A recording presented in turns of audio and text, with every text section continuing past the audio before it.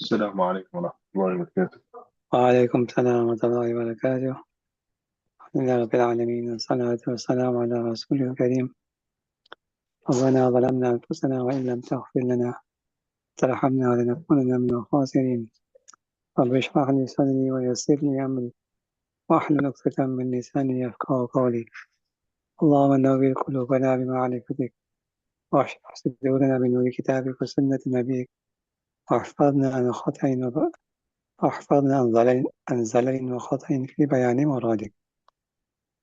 Okay, we're busy discussing those ahkam is connected to, or it is affixed to the asbab, whether it be the inlet or the sabab. Then he was discussing different types of asbab: salah, sawm, hajj, zakat, sadaqah al-fitr. And then we finished off yesterday with the kharaj and the ushar, which I said is a land tax. One quick correction there. So ushar, as I initially mentioned yesterday, is placed on a Muslim, and the kharaj or khiraj is against a non-Muslim. That's the first thing. Second thing is the ushar. On the ushar land, the Muslim will pay every time the crop grows. So if he has 2 or 3 crops for the year, he will pay ushar on every harvest, even if it be 2 or 3 times for the year. Whereas kharaj only paid once, irrespective of how many harvests a non-Muslim might have. And then thirdly, the ushar is paid for actual harvest, for meaning that you could actually grow the crops itself, physically grow it, and you produce the crops, you harvest the crops. Then the Muslim will have to give ushar 1/10 of it as a zakat. Whereas in the case of kharaj, even if the non-Muslim doesn't use the land, but it has the potential to grow crops, then too, he has to pay a khiraj, once a year. Okay, وَسَبَبُ وُجُوبِ الْوُضُوءِ الصَّلَاةِ. Now, with regards to wudu, what is the sabab al-wujub of wudu? There's a difference of opinion. Some ulama say the sabab al-wudu of wudu is salah. إن البعض, according to some ulama. ولهذا وجب الوضوء على من وجبت عليه الصلاة. Is for this reason that wudu will become compulsory upon that person on whom salah is compulsory. If salah is not compulsory upon him, then wudu is not compulsory. And suddenly if a person makes wudu, then you don't have to perform salah if it's not salah time. You can be making wudu to read Quran or tawaf or some other reason. Not salah time, you don't have to make wudu, you don't have to make salah. It's compulsory to make salah after every wudu. ولا وضوء على من لا صلاة عليه. And there is no wudu applicable upon that person whom salah does not apply. وقال بعض, and some say no. السبب وجوبي الحدث. The سبب الوجوب of salah of wudu is the hadath, meaning breaking the wudu. ووجوب الصلاة شرط, and the compulsion of salah is a shart. Meaning that hadath will be the sabab al-wujub of wudu on condition that it is time to perform salah. وقد روي عن محمد رحمه الله تعالى ذلك نصا. And here he's saying this has been narrated from Imam Muhammad rahmatullahi very clearly and explicitly. However, most ulama say that the first opinion is more valid, that the sabab wudu is salah, because hadath is the opposite of wudu. Hadath leads to the breakage of wudu. So how can it lead to establishment of wudu? Allah knows best. سبب وجوب الغسل الحيض والنفاس والجنابة, and the sabab wujub of ghusl, taking a bath, a compulsory bath, are these 3 things: in hayd, nifas, and janaba. Bismillah, Karam. Islam. Okay, inshallah. Just one second.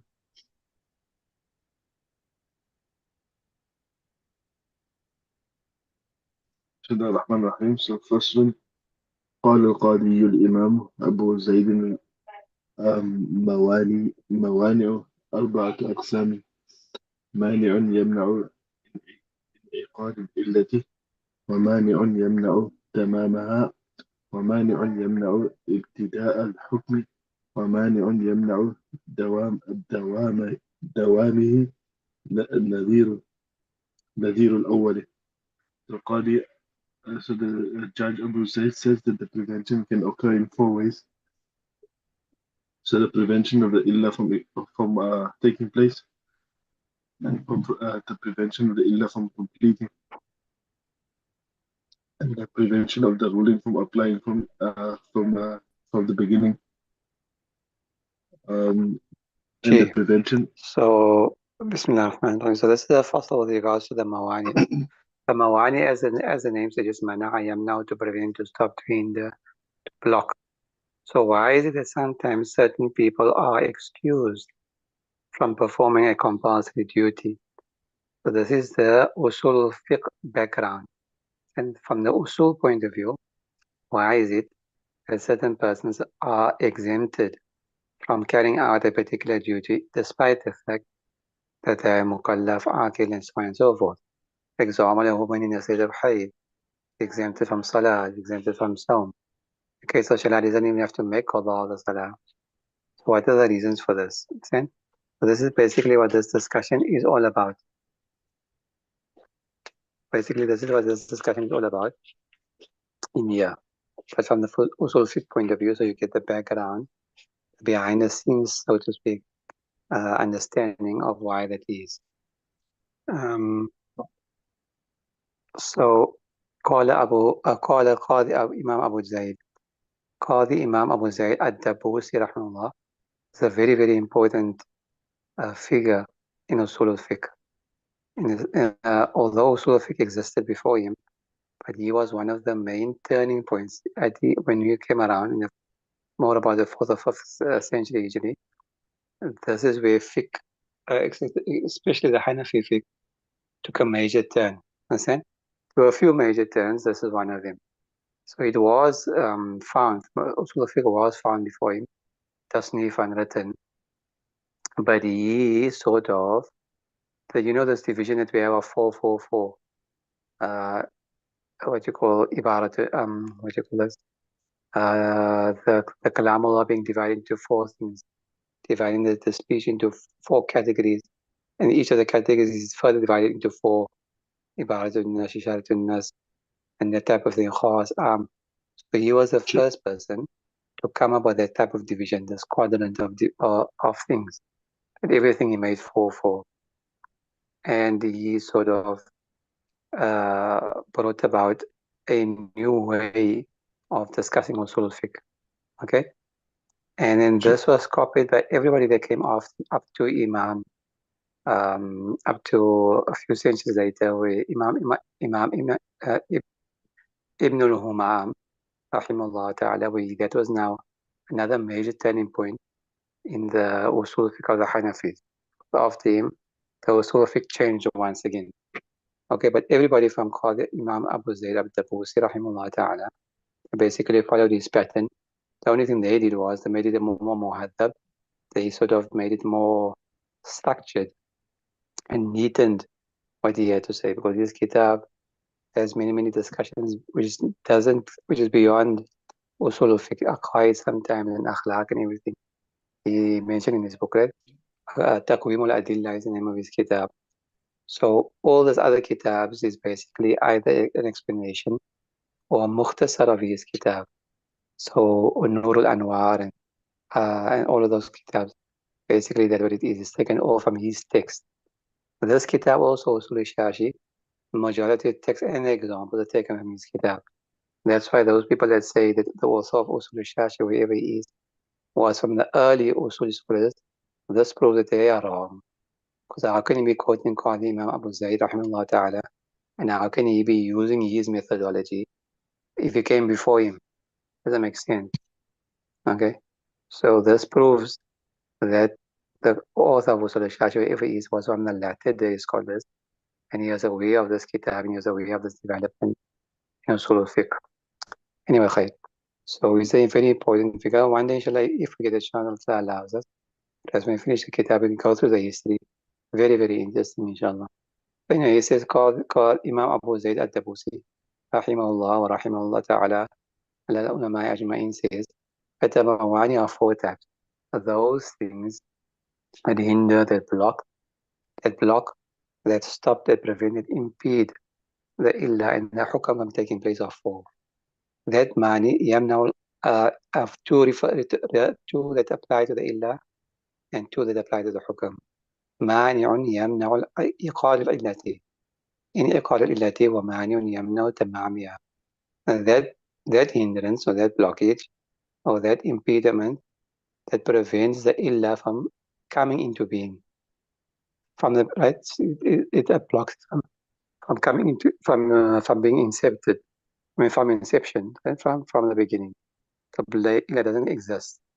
ومانع يمنع تمامها. Then there's an impediment, a blockage that prevents the illah from completing, becoming complete. Examples will make it very easy to understand. ومانع يمنع ابتداء الحكم.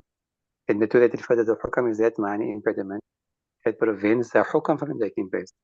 The hukam, the illat is found, but for some reason, it's blocking the hukam.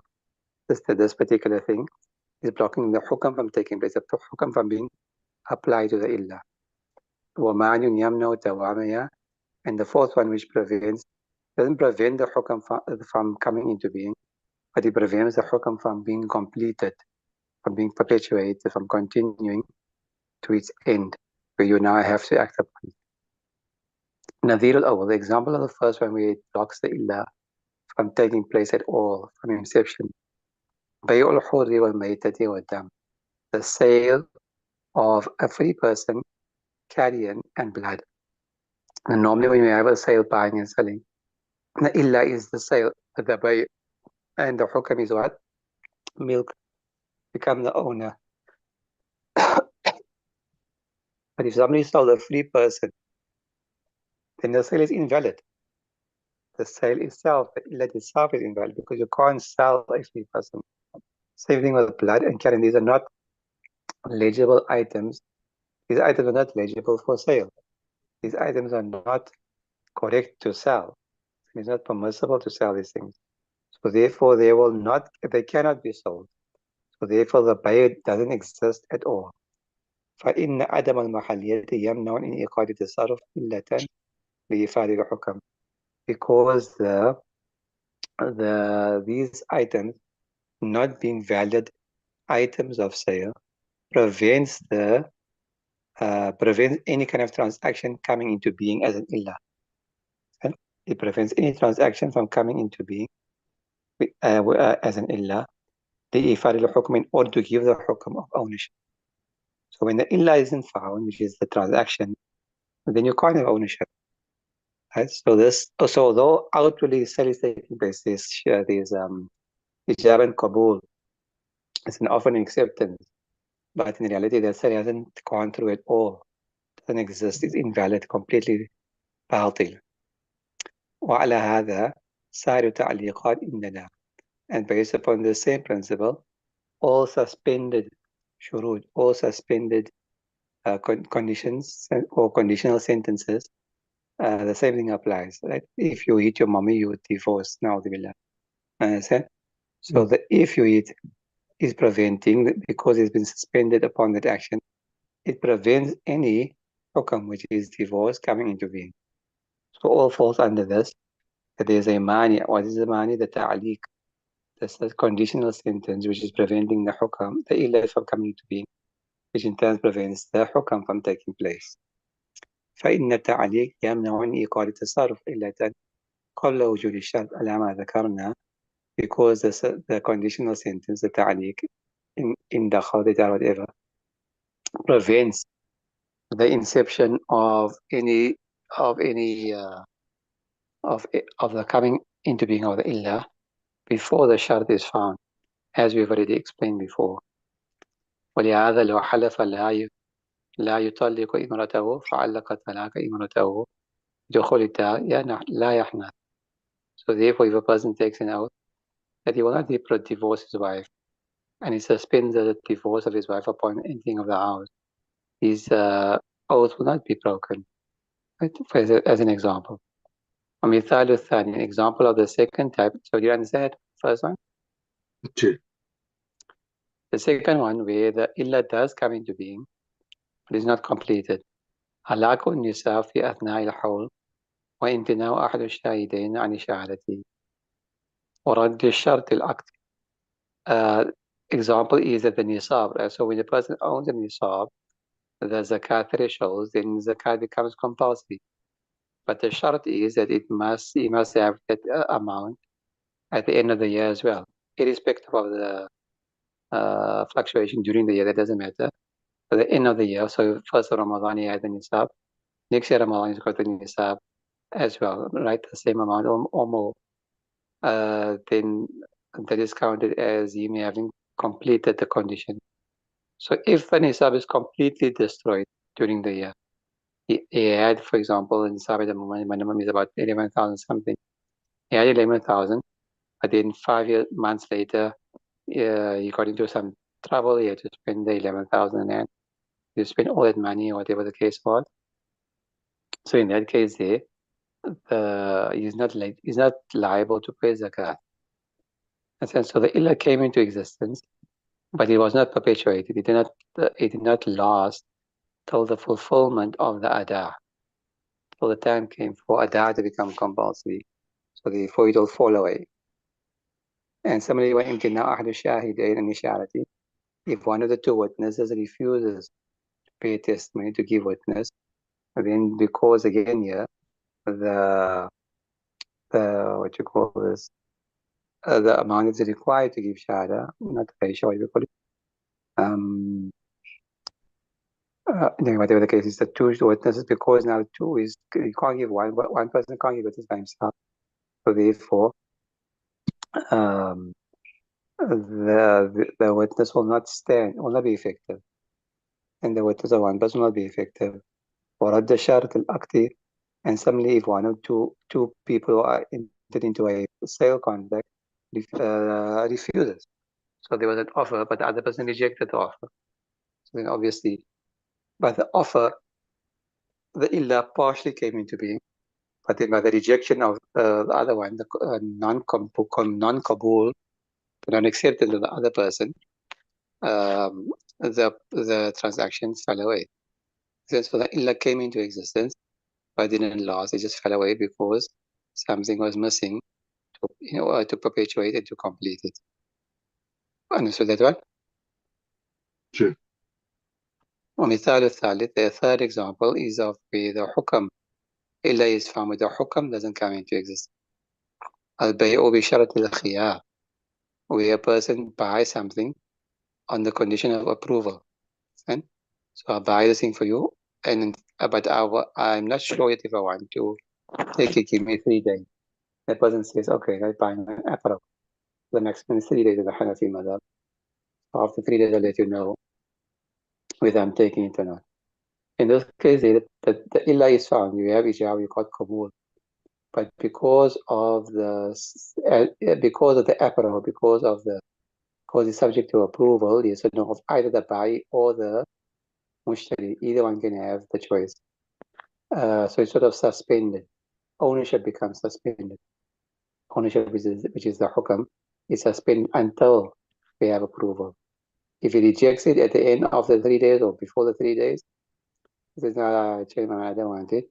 And obviously, ownership falls away from, doesn't transfer from the original owner, the seller, to the buyer.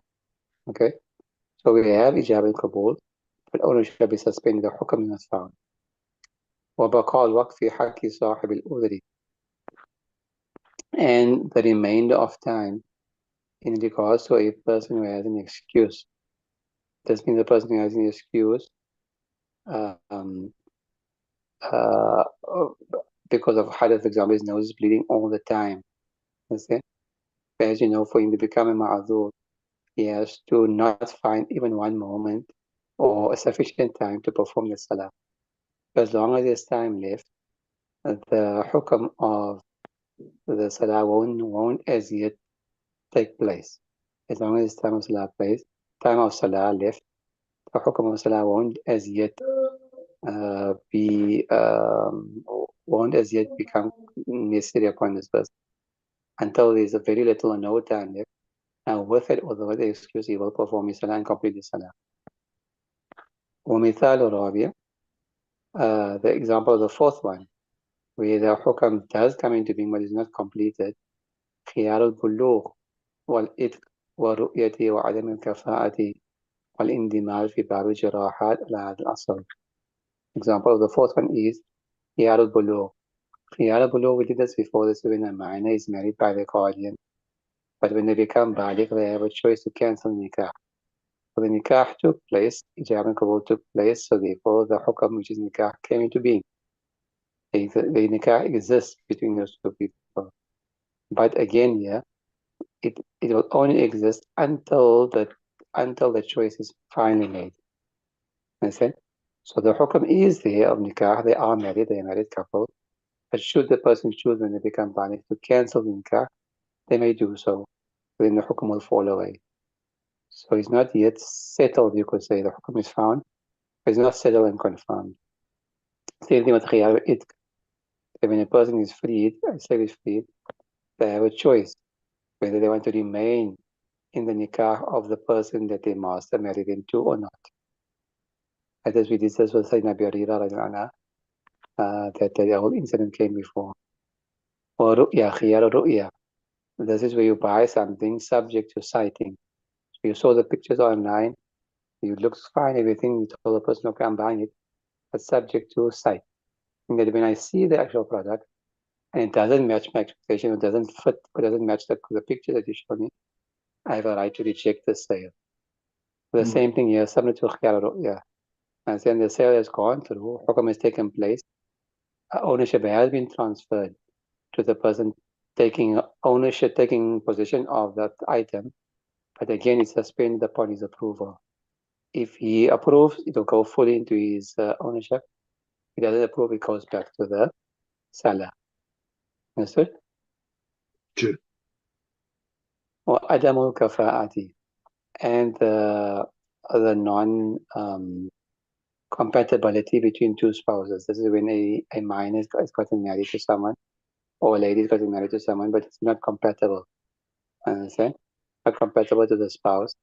So she has a right to reject that. And she has a right to reject such a nikah.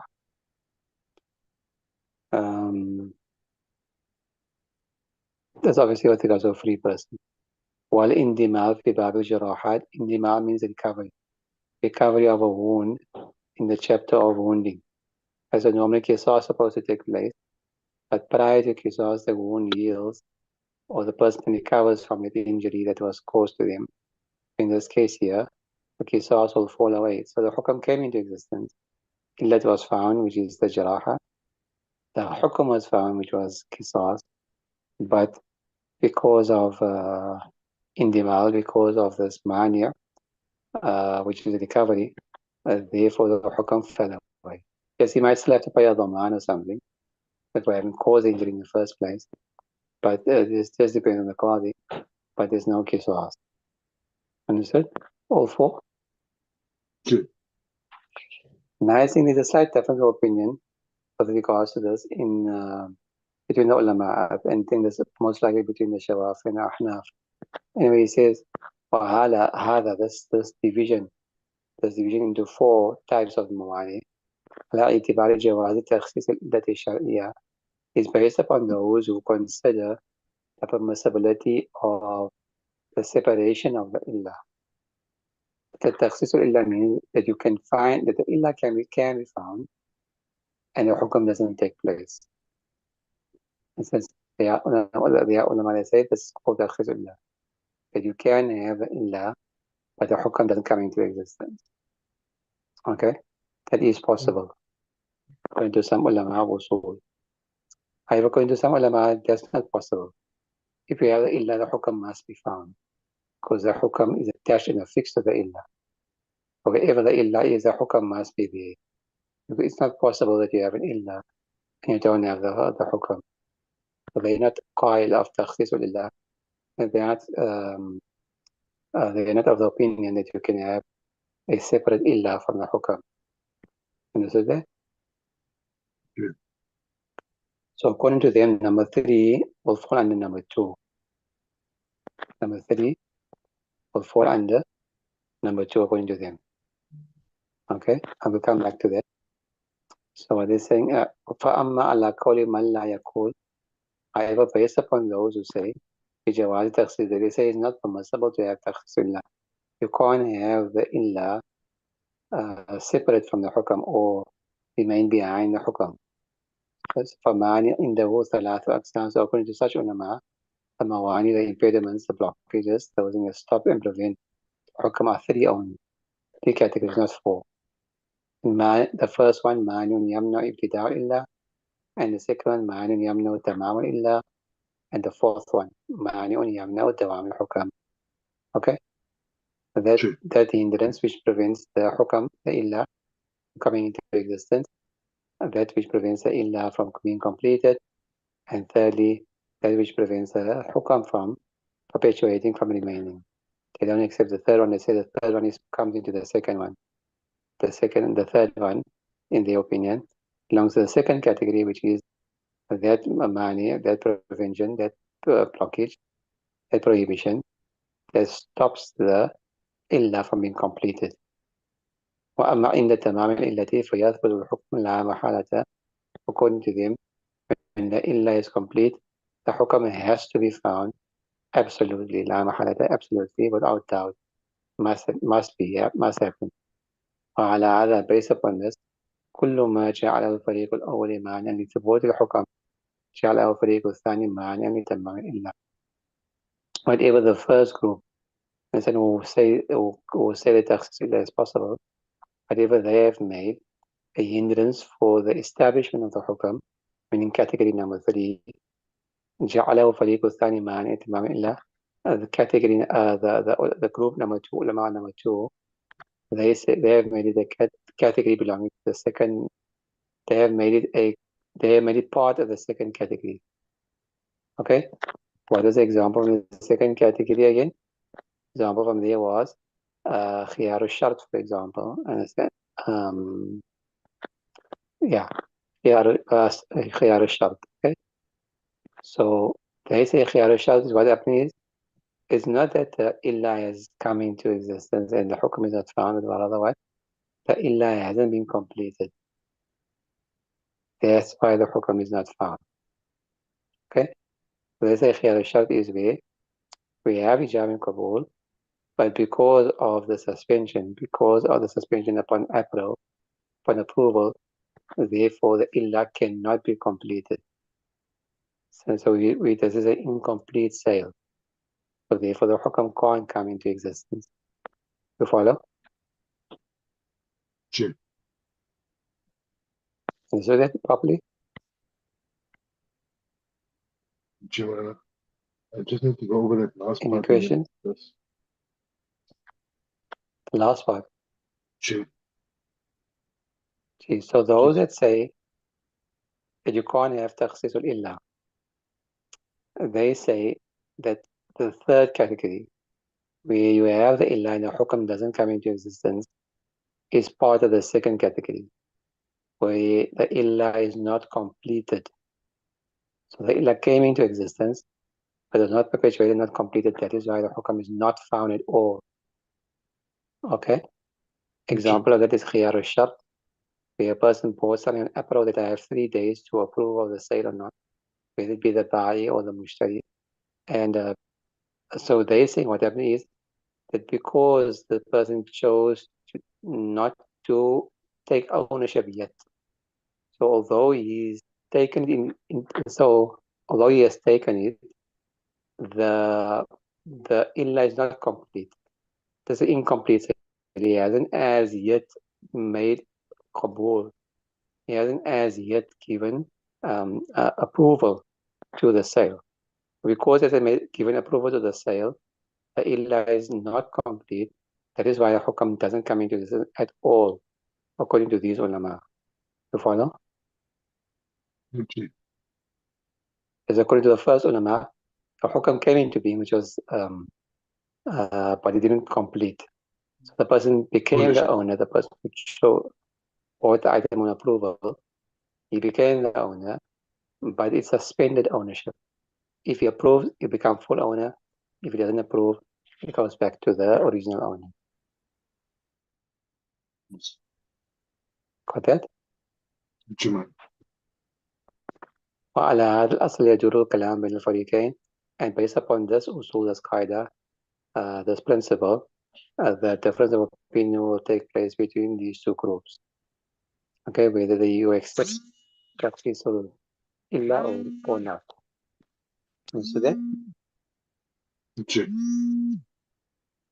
Okay. That brings us to the end of the chapter, alhamdulillah. Hopefully tomorrow we can finish the next one, which is also very, which is regards to Fard and it. What does Fard mean? Where we get Fard from? And maybe onto the next one, Azimat and Ruqsa as well, inshallah, if possible. And then we just got one more chapter after that, very short chapter. And hopefully we can complete it before the end of the week. Bismillah ta'ala. Okay? Jazakallah khairan. سبحان الله بحمده سبحانك اللهم وبحمدك أشهد أن لا إله إلا أنت نستغفرك ونتوب إليك. السلام عليكم ورحمة الله وبركاته. وعليكم السلام.